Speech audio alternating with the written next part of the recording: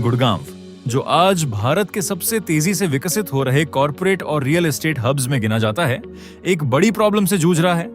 तेज development के बावजूद शहर का पब्लिक ट्रांसपोर्ट सिस्टम अभी भी बहुत लिमिटेड है और इसी प्रॉब्लम का सॉल्यूशन बनकर सामने आया है गुड़गांव मेट्रो फेज 2।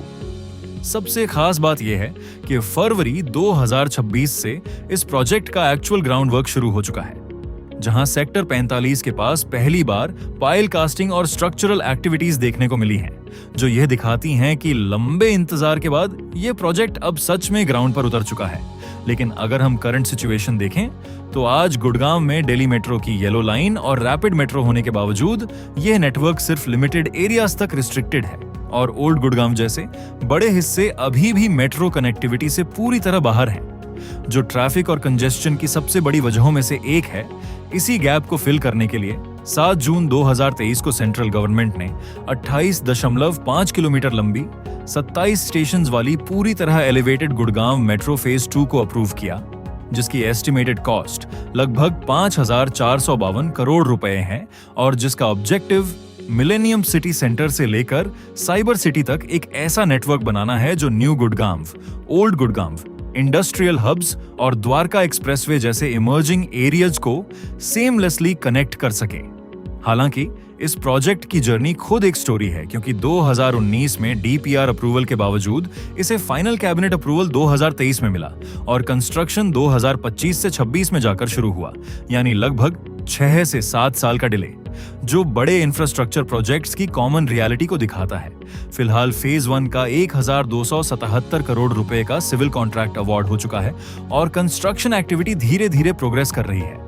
लेकिन फेज 2 के कुछ हिस्से अभी भी इनेबलिंग स्टेज और टेंडिंग फेज में हैं, जो ओवरऑल टाइमलाइन के लिए रिस्क क्रिएट करते हैं।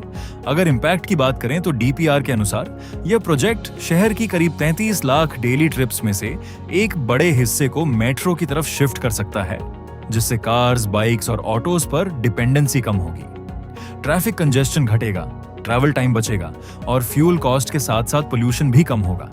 लेकिन चैलेंजेस भी उतने ही बड़े हैं। सबसे अहम है डिपो का कंस्ट्रक्शन, जो अभी तक टेंडर स्टेज में है, जबकि डिपो के बिना मेट्रो ऑपरेशनल ही नहीं हो सकती।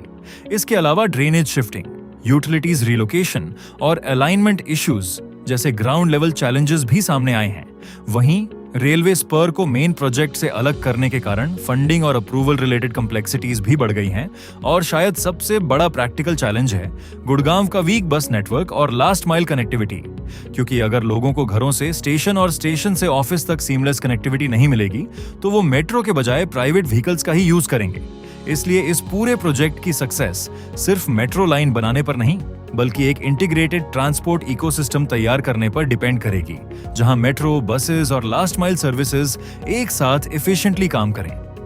अंत में कंक्लूजन यही है कि गुड़गांव मेट्रो फेज 2 एक ट्रूली ट्रांसफॉर्मेटिव प्रोजेक्ट बन सकता है, जो सिटी की मोबिलिटी, रियल एस्टेट ग्रोथ और ओवरऑल अर्बन लाइफस्टाइल को कंप्लीटली बदल सकता है। लेकिन यह तभी पॉसिबल होगा जब एग्जीक्यूशन टाइमली हो, प्लानिंग स्ट्रांग हो और ग्राउंड लेवल इंटीग्रेशन पर उतना ही फोकस किया जाए जितना कंस्ट्रक्शन पर किया जा रहा है।